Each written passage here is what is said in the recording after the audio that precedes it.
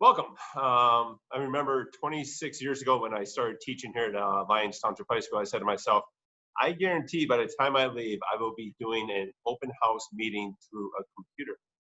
Even though back then I did not have a computer, nor did I have a cell phone, but here we are in these very weird times. So I appreciate you taking the time to listen to my little presentation. It's going to be really quick because I know you have several of these to get through.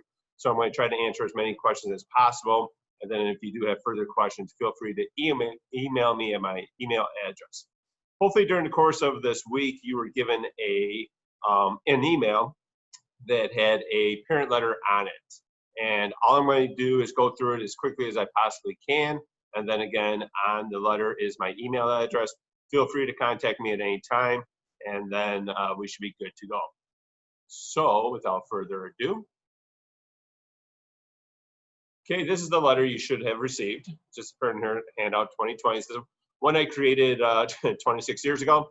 And then the only thing that has changed is some policies and how many years I've been at LT. So my name is Mark Kropke. This is my 26th year at LT. Somewhere along the line, I have gotten older, but the kids have remained the same. I love it at LT. You should be very proud of the high school you have here. We have a great community, a great administration, great staff, and we're all trying to do the best we can given these circumstances. We're going to be talking about homework, quizzes, and tests. Homework, it's going to be great for effort. I will be going over the homework every day. I will answer any question that they may have, and all I want them to do is practice. I want them to try. If they fail, we can find out where they made the mistakes, and then we can move on from it. It's not going to count towards their semester grade. It's a new LT policy. And at the end of each unit, I'm going to meet with each student to record how many of their assignments they have completed.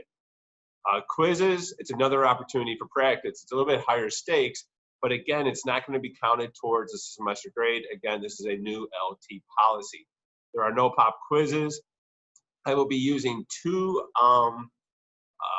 avenues for quizzes during this remote session. It's going to be either done on Canvas or this thing called Delta Math, which I'll talk about down the road. Delta Math is a great tool that we have purchased, and we're going to be using it quite a bit during the remote time.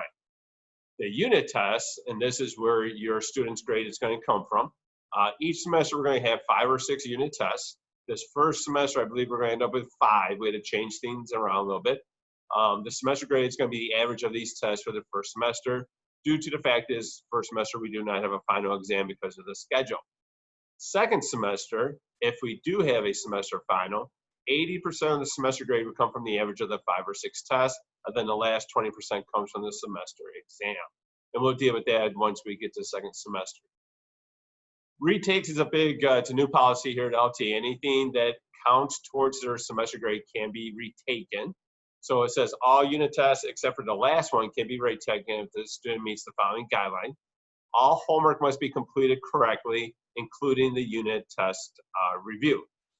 They will have 2 weeks from the original test date to complete the retake.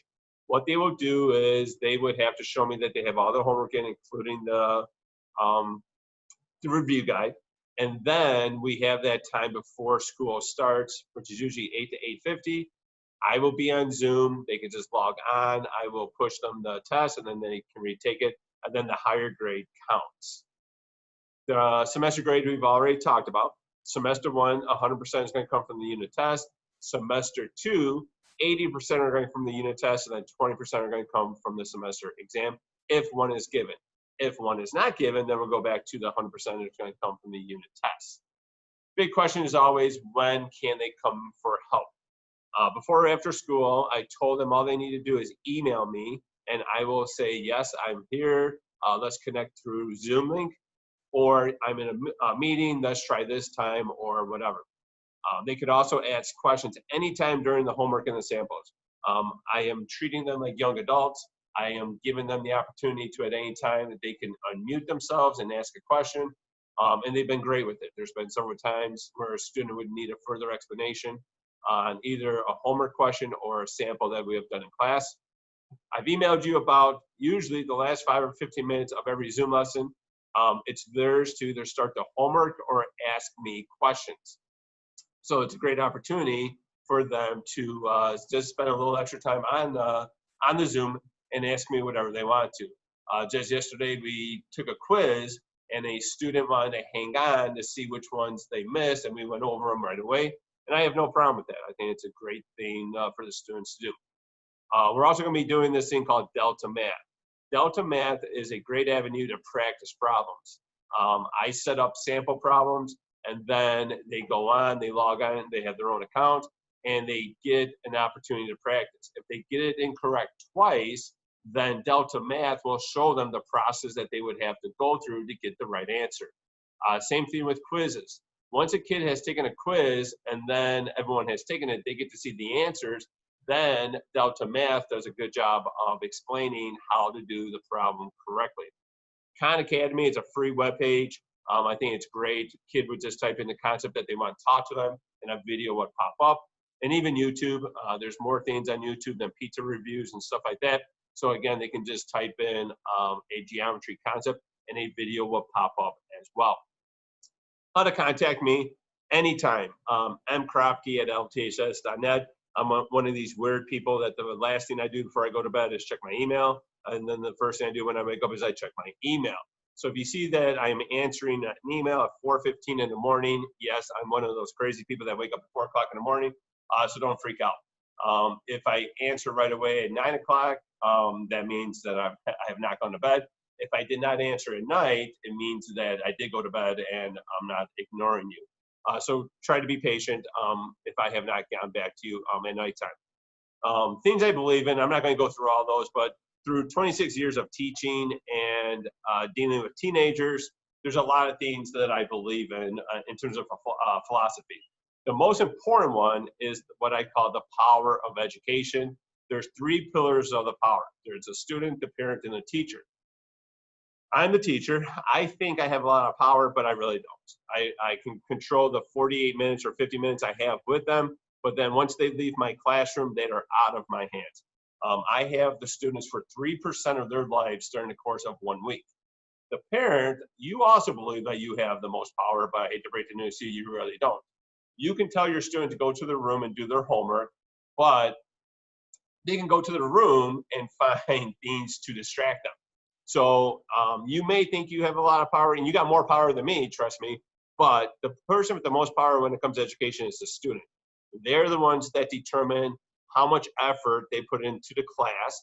They determine how much effort they put in outside of the class, and they're the ones that control pretty much what is going to be done in terms of their education. I promise you I'm going to do everything on my end. I know you're going to do everything on your end. What we need to try to do is work with the student so that the student benefits at the end. And I'm sure without a shadow of a doubt that that's what's going to happen here during the course of the year. My goal is hopefully to get the kids into the classroom as soon as possible. I believe that's when the most learning happens. I'm the type of teacher that likes to get to know the kids outside of the classroom, get to know what they like and what they don't like. I love music, so I play music in the class all the time. So I'm really looking forward to having the kids in my classroom. I'm actually in my classroom teaching every day just because it gives me some sort of normal of a schedule. I wake up, I work out, I come here, and I get my job done. So just make sure that we are working together so your child can reach their potential. If there's anything I can ever do on my end, please don't hesitate to ask. I try to treat your students like young adults, and I like to deal with them one-on-one. But if I need you, trust me, I will reach out to you.